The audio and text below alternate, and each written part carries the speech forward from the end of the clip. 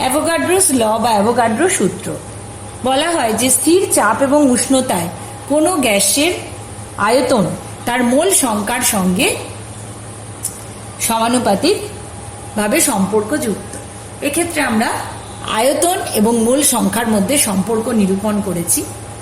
V1 আয়তনে গ্যাসের corresponding মোল সংখ্যা যদি N1 হয় এবং N2-র জন্য V2 হয়, তাহলে এক্সপ্রেশনটা কি হবে?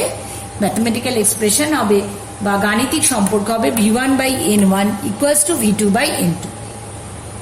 যদি আমরা একটা লেখচিত্র প্লট করি স্থির চাপ ও উষ্ণতায়, তাহলে V বনাম N লেখচিত্রের প্রকৃতি কিরম হবে না, এটি একটি মূল বিন্দুগামী সরলরেখা, অর্থাৎ y = mx এই সমীকরণের মতো হবে। এর সম্পর্ক কি হবে? V = k × n, এখানে k হচ্ছে ধ্রুবক, অর্থাৎ মূল বিন্দুগামী একটি সরলরেখা আমরা পাবো লেখচিত্র হিসাবে। এখন আমরা সমস্ত যে সূত্রগুলো পেলাম, বয়েল, চার্লস এবং অ্যাভোগাড্রো সূত্র, এই তিনটি সূত্রকে আমরা কম্বাইন করব। এটাও আমাদের প্রিভিয়াস লার্নিং এ পড়ে, তাই আমি ডিটেলে খুব একটা যাব না। বয়েলের সূত্র অনুযায়ী V সমানুপাতিক 1/p যখন n এবং t স্থির। চার্লসের সূত্র অনুযায়ী V সমানুপাতিক t যখন n এবং p স্থির। অ্যাভোগাড্রো সূত্র বলছে V সমানুপাতিক n যখন p এবং t স্থির। তাহলে এদেরকে আমরা যদি কম্বাইন করি যৌগিক ভেদের নিয়ম অ্যাপ্লাই করে, তাহলে কি পাবো? PV সমানুপাতিক n × t/p, যেখান থেকে আমরা লিখতে পারি PV = n × RT। আর হলো সর্বজনীন গ্যাস ধ্রুবক এবং এই সমীকরণকে আমরা বলি আইডিয়াল গ্যাস ইকুয়েশন বা আদর্শ গ্যাস সমীকরণ। আদর্শ গ্যাস কি না, যে সমস্ত গ্যাস যে কোনো অবস্থাতেই এই PV = nRT এই সমীকরণকে মেনে চলে তাদের আইডিয়াল বা আদর্শ গ্যাস বলে, কিন্তু বাস্তবে এই গ্যাসগুলোর অস্তিত্ব নেই। আর বাস্তব গ্যাস বা রিয়েল গ্যাস বা প্রকৃত গ্যাস, যারা কেবলমাত্র শুধু শর্ত সাপেক্ষে, অর্থাৎ খুব নিম্ন চাপ এবং উচ্চ উষ্ণতা, নিম্ন চাপ এবং উচ্চ উষ্ণতাতেই এই সমীকরণকে মেনে চলে, তাদেরকে রিয়েল গ্যাস বলা হয়। অর্থাৎ যে গ্যাসগুলোর নাম আমরা জানি, আমরা যে প্রচলিত গ্যাসগুলো সম্বন্ধে জানি, তারা সবাই রিয়েল গ্যাসের মধ্যেই ইনক্লুডেড হবে। এখন এই PV = nRT সমীকরণ থেকে R এর ভ্যালু বা সর্বজনীন গ্যাস ধ্রুবকের মান, যে ভ্যালু বিভিন্ন এককে, আমরা সেটা কিভাবে নির্ণয় করা যায় সেটা এবার দেখব। আর এর ভ্যালু নির্ণয় করতে গেলে PV = nRT এই সমীকরণটিকেই আবার নিতে হবে।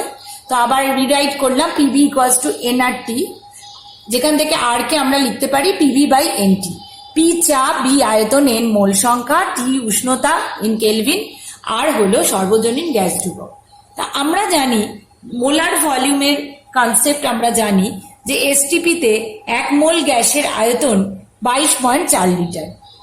কেন প্রয়োজন না, আমরা STPর যে মিনিংটা ড্র করে এবং STP তে যে টেম্পারেচার বা প্রেসারের যে ভ্যালুগুলো আমরা কনসিডার করি, সেই ভ্যালুগুলো বসিয়ে আমরা আর এর ভ্যালু নির্ণয় করব। কিরকম না, T STP তে T হলো 273 kelvin, 0 degree Celsius temperature, P হলো 1 অ্যাটমসফিয়ারিক প্রেসার, এগুলো আমরা জানি অলরেডি। আর এর ভ্যালু, তাহলে এই ভ্যালুগুলো পুট করব, অর্থাৎ এখান থেকে P, V এবং R instead of P 1 ATM 1 into V এর বদলে 22.4, N এর ভ্যালু 1 মোল যেহেতু 1, T এর ভ্যালু টেম্পারেচার 273। সো পুট করে আমরা পাচ্ছি 0.0821 litre atmos per mole kelvin, অথবা 8.314 ইন জুলে বলছি, joule per mole kelvin, 8.314 into 10⁻⁷ আর সিজিএস পদ্ধতিতে আর গে লিখতে হবে পার মোল কেলভিন অথবা approximately 2 calorie per mole kelvin. আমি একটা চার্ট তোমাদের দেখাচ্ছি, তার আগে একটা নিউমেরিক্যাল আমরা করে নেব এখান থেকে। 32 গ্রাম মিথেনে 32 গ্রাম মিথেন অর্থাৎ CH4 এর 27 ডিগ্রি সেলসিয়াস উষ্ণতা এবং 380 মিলিমিটার Hg চাপে আয়তন কত? কি করে নির্ণয় করব না, অ্যাজিউম করে নেব যে methane is an ideal gas বা আদর্শ গ্যাস। তো আইডিয়াল গ্যাস অ্যাজিউম করার ফলে মিথেনের যখন আমরা আয়তন নির্ণয় করতে যাব তখন আমরা তাকে আদর্শ গ্যাস সমীকরণের সাহায্যে তার আয়তন নির্ণয় করতে পারব। তো আদর্শ গ্যাস সমীকরণ আমাদের কি বলছে? PV = nRT। তাহলে আমাদের এখানে n এর ভ্যালু জানতে হবে, অর্থাৎ কিনা মোল সংখ্যা জানতে হবে। মোল সংখ্যা নির্ণয় করতে গেলে প্রথমেই কি করতে হবে? আমাদের আণবিক ভর ক্যালকুলেট করতে হবে। তাহলে দেখো মিথেনের CH4 এর আণবিক ভর হলো 12 + 4 = 16। এখান থেকে আমরা মোল সংখ্যা কি করে নির্ণয় করব? 32 গ্রাম মিথেনের মোল সংখ্যা হবে ওর যতটা মাস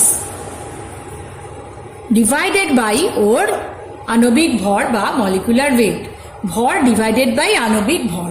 তাহলে 32/16 দ্যাট ইজ ইকুয়ালস টু 2। এবার ইনিশিয়ালি উষ্ণতা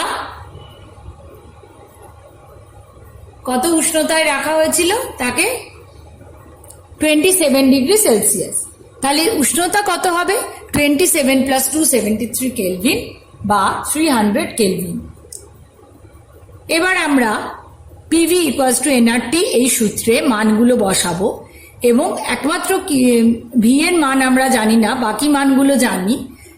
n এর বদলে 2, আর এর ভ্যালু লিটার অ্যাটমস এককে আমরা 0.082 বসালাম। 300 হলো টেম্পারেচারের ভ্যালু বা উষ্ণতার। এবার P বা প্রেশারের ভ্যালু। প্রেশার আমাদের অঙ্কে দেওয়া রয়েছে 380 মিলিমিটার Hg। তাহলে একে আমাদের অ্যাটমসফিয়ারিক ইউনিটে নিতে হবে। কি করে করা যাবে সেটা? 380 মিলিমিটার ডিভাইডেড বাই 760 করলে অ্যাটমসফিয়ারিক ইউনিটে আমরা প্রেশারের ভ্যালু বা চাপের মান পেয়ে যাব। এখন ওই চাপের মান নির্ণয় করে আমরা যদি এই আইডিয়াল গ্যাস ইকুয়েশনে পুট করি তাহলে আমরা মিথেনের আয়তন নির্ণয় করতে পারবো। নেক্সট নিউমেরিক্যালস আমরা দেখব 25 ডিগ্রি সেলসিয়াস উষ্ণতা ও 76 Hg চাপে 0.0286 গ্রাম ওজন সম্পন্ন একটি গ্যাস 50 সিসি আয়তন দখল করে। গ্যাসটির আণবিক ভর নির্ণয় করো। ধরে নিতে হবে এই গ্যাসটিও আদর্শ গ্যাস। তাহলে আণবিক ভর নির্ণয় করতে গেলে আমাদের আগে কি কি গিভেন ডেটা আছে আমরা আগে লিখে নিলাম, আর একই সঙ্গে বুঝতে চেষ্টা করতে হবে যে এক্ষেত্রে কোন ইকুয়েশনটা আমরা ফলো করব। তো অবশ্যই এক্ষেত্রে আমরা PV = nRT আদর্শ গ্যাস সমীকরণটি ফলো করব, কারণ এখানে n = যেটা মোল সংখ্যা সমান সমান আমরা লিখতে পারি, আমরা এর আগের অঙ্কেও দেখলাম, ভর ডিভাইডেড বাই আণবিক ভর। এবং তাহলে ইকুয়েশনটাতে আমরা যদি n এর বদলে m/m প্লট পুট করি, অর্থাৎ P × V = n এর বদলে m divided by M × RT, সেখান থেকে আমরা m এর ভ্যালু সাইড চেঞ্জ করে অর্থাৎ রিঅ্যারেঞ্জ করে আমরা m এর ভ্যালু কিভাবে নির্ণয় করতে পারবো? m × R × T divided by P × V। অর্থাৎ এই ইকুয়েশনটা ইউজ করে আমরা আণবিক ভর নির্ণয় করব। এবার দেখে নেব আমাদের কি কি মান দেওয়া, কি কি প্যারামিটারের মান দেওয়া রয়েছে। T টেম্পারেচার দেওয়া রয়েছে 25 ডিগ্রি সেলসিয়াস, একে কেলভিনে নিয়ে যাব 273 দিয়ে অ্যাড করে 298 কেলভিন। প্রেশার বা চাপ দেওয়া আছে 76 সেন্টিমিটার Hg অর্থাৎ 1 অ্যাটমসফিয়ারিক প্রেশার। সমস্যা নেই, 1 atm বসিয়ে দিলাম। ভি আয়তন 50 সিসি, একে আমরা লিটারে নেব 1000 দিয়ে ডিভাইড করে। তাহলে টি, পি আর ভি এর ভ্যালু আমরা জানি, মাসের ভ্যালু এখানে দেওয়া আছে, বসাবো এখান থেকে। আর এর ভ্যালু আমরা লিটার অ্যাটমস ইউনিটে জানি, সুতরাং মাস বা ভরের মান 0.0286 into 0.082 into 298 divided by 1 into 50/1000, এই হলো গ্রাম এককে ওর আণবিক ভর। এভাবে নির্ণয় করতে পারবে। প্রত্যেকটা অঙ্ক কিন্তু তোমরা খাতায় লিখবে, ভিডিওটা পজ করে খাতায় অঙ্কগুলো লিখবে এবং নিজে করার চেষ্টা করবে। দেখো একটা হোমওয়ার্ক দিলাম, 127 ডিগ্রি সেলসিয়াস উষ্ণতায় 10 লিটার পাত্রস্থিত 14 গ্রাম 14 গ্রাম নাইট্রোজেনের চাপ কত? কি কি দেওয়া আছে? টেম্পারেচার দেওয়া আছে, ভলিউম দেওয়া আছে। ধরে নিতে হবে nitrogen is an ideal gas বা আদর্শ গ্যাস। সো টেম্পারেচার দেওয়া আছে, সেলসিয়াস এককে কেলভিনে ট্রান্সফার করবে 273 দিয়ে অ্যাড করে। 10 লিটার ভলিউম দেওয়া আছে, 14 গ্রাম অর্থাৎ mass is given, it's a known gas nitrogen, তার মোলার মাস হলো 28। সো এন কি করে ক্যালকুলেট করবে? 14 ডিভাইডেড বাই 28 এন ক্যালকুলেট করে পিভি ইকুয়ালস টু এনআরটি ইকুয়েশনে বসিয়ে দেবে। T given, V given, N given, R তো আমরা জানি, আর এর ভ্যালুজ আমরা জানি বিভিন্ন ইউনিটে, তাহলে সেখান থেকে আমরা পি ক্যালকুলেট করতে পারবো ইজিলি। কিন্তু এই কোয়েশ্চেনের আনসার তোমরা সলভ করতে পারবে। নেক্সট কোয়েশ্চেন, কোনো অজানা গ্যাস যার ভর 12 গ্রাম এবং আণবিক ভর 120 গ্রাম, তাকে 1 ATM চাপ ও টি ডিগ্রি সেলসিয়াস উষ্ণতার আবদ্ধ পাত্রে রাখা হয়েছে। এবার যদি তার উষ্ণতা 10 ডিগ্রি সেলসিয়াস বৃদ্ধি করা হয়, চাপ 10% বৃদ্ধি পায়, তাহলে টি এর ভ্যালু কি? বড় সড়ো দেখতে অপশন দেওয়া আছে 100 degree Celsius, 127 degree Celsius, 173 degree Celsius, -173 degree. অঙ্কগুলো কিন্তু সহজ, আমি বারবার বলছি, কিন্তু প্রথমে একটু বুঝে নিতে হবে। তো প্রথমে আমাদের কি করতে হবে? দেখো মাস দেওয়া আছে, আণবিক ভর দেওয়া আছে, so we need to calculate the value of N. N equals to then কি হবে? Mass M by capital M, so 12 divided by 120 বা 0.1। সুতরাং 0.1 হলো আমাদের নাম্বার অফ মোলস বা মোল সংখ্যা। এবার দেখো কি কি ভ্যালু দেওয়া আছে।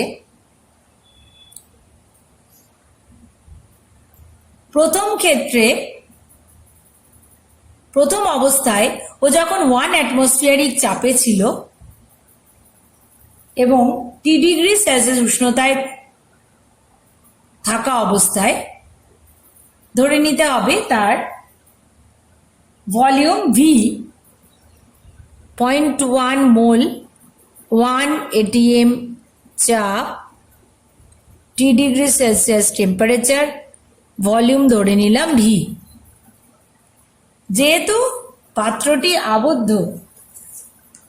আবদ্ধ পাত্র হলে কি হবে? তার আয়তন কিন্তু কনস্ট্যান্ট থাকবে। পাত্রটা হলো আবদ্ধ, কনফাইন্ড হয়ে রয়েছে, তাহলে এর মধ্যে গ্যাস ফিল করা রয়েছে। এই অবস্থায় তাকে আমরা টেম্পারেচার ইনক্রিজ করছি, টেম্পারেচার বৃদ্ধি করছি, ওর আয়তন কিন্তু কোনো চেঞ্জ হচ্ছে না।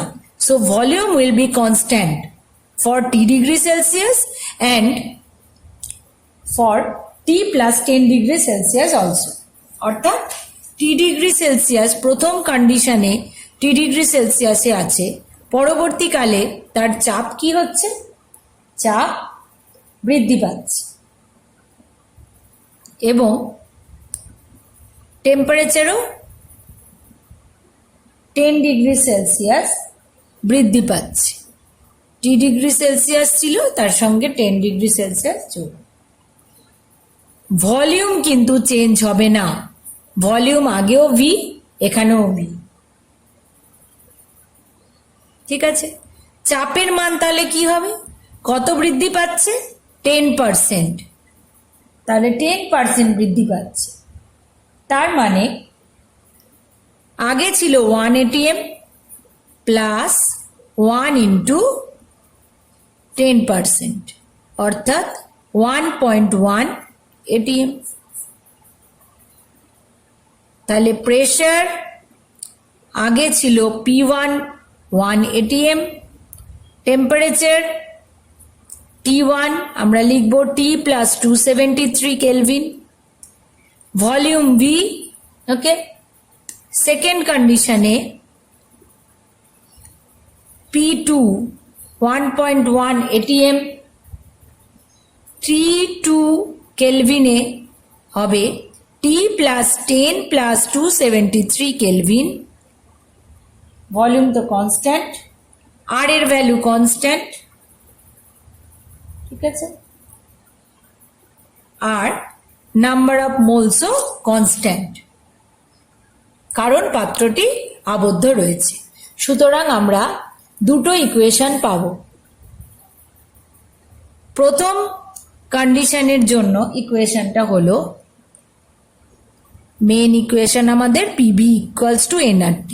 তো প্রথম কন্ডিশনের জন্য P1 V1 equals to n RT1। এখানে V1 এর বদলে আমি V লিখবো, যেহেতু both the cases V will be same. P2 V into n আর T2। তাহলে P1 1 into V equals to 0.1 into R into T plus 273। P2 বদলে 1.1 into V equals to 0.1 into R into T plus 10 plus 273। Equation 1, equation 2। Equation 1 কে এবার equation 2 দিয়ে যদি ভাগ করি, ভাগ করে পাই 1 into V divided by 1.1 into V equals 0.1 into R into T plus 273 divided by 0.1 into R into T plus 10 plus 273। তাহলে ক্যালকুলেশন করে সেম R ক্যান্সেল আউট হয়ে গেল, V by V cancel out হয়ে গেল। তাহলে রইল কি 1 by 1.1 equals to T plus 273 divided by T plus 10 plus 273।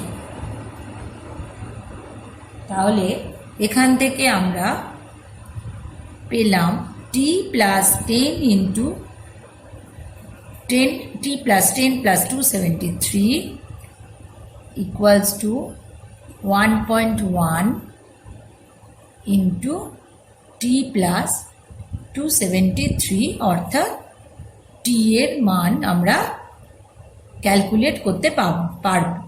এখান থেকে টি এর মান নির্ণয় করা যাবে। তাহলে আমাদের প্রশ্নে উষ্ণতার মান নির্ণয় করতে বলা হয়েছিল 32 গ্রাম, আমাদের প্রশ্নে উষ্ণতার মান নির্ণয় করতে বলা হয়েছিল 12 গ্রাম অজানা গ্যাসের জন্য। তো এখন যদি আমাদের আয়তনের মান নির্ণয় করতে বলা হয়, তাহলে এই টি এর মানকে যে কোনো একটা ইকুয়েশনে, ইকুয়েশন 1 কিংবা ইকুয়েশন 2 তে বসিয়ে দিই যদি, তাহলে আমরা আয়তনের মানও নির্ণয় করতে পারব। তাহলে টি এর মান যে গিভেন ভ্যালুটা যে কোনো একটা ইকুয়েশন, ধরা যাক ইকুয়েশন 1 যেটা ছিল 1 into V equals to 0.1 into R into T plus 273, এতে যদি টি এর ভ্যালু পুট করো, তাহলে এখান থেকে ভি এর ভ্যালু নির্ণয় করা যাবে। অঙ্কটা করবে তোমরা। নেক্সট প্রশ্নটা আমি পড়ছি। ধরো একটা বাল্বের মধ্যে 10 গ্রাম C2H6 মানে ইথেন, 10 গ্রাম ইথেন রয়েছে। বাল্বটার আয়তন হচ্ছে 1 লিটার। তো বলা হচ্ছে বাল্বটি সর্বাধিক 10 অ্যাটমসফিয়ারিক চাপ সহ্য করতে পারে। তাহলে কত উষ্ণতা পর্যন্ত বাল্বটি না ফেটে থাকবে? অপশান দিয়ে দিয়েছে 300 কেলভিন, 360 কেলভিন, 420 কেলভিন, 450 কেলভিন। আমি কোনো অঙ্কই তোমাদের পুরো সলভ করে দিচ্ছি না, ক্যালকুলেশন পার্টটা তোমরা নিজেরা করবে, নিজেরা আনসার বার করবে, হাতে কলমে নিজে করবে, সেটাই আমি চাই। তো এক্ষেত্রেও আমি গাইডলাইনটা বলে দেবো, অর্থাৎ কিভাবে করতে হবে। তো আমাদের কি নির্ণয় করতে হবে? বলেছে বাল্বটা সর্বোচ্চ 10 ATM পর্যন্ত চাপ সহ্য করতে পারে। তাহলে নির্ণয় কি করতে হবে? ম্যাক্সিমাম বা সর্বোচ্চ চাপের যে অবস্থা, অর্থাৎ 10 ATM, সেই অবস্থায় ওর উষ্ণতা কতটা হবে তা নির্ণয় করতে হবে। উষ্ণতা কতটা হবে কি করে নির্ণয় করব? কোন ইকুয়েশন ফলো করব? তো ধরে নেব যে ইথেন গ্যাস আদর্শ গ্যাসের মতো আচরণ করে, সুতরাং পিভি ইকুয়ালস টু এনআরটি, এই ইকুয়েশনটা আমাদের মানগুলো বসাতে হবে। তাহলে প্রথমেই আমাদের এন এর মান, মোল সংখ্যার মান নির্ণয় করতে হবে। কি করে? মাস বাই ক্যাপিটাল এম। তাহলে মাস কত? 10। মোলার মাস কত? 12 into 2 plus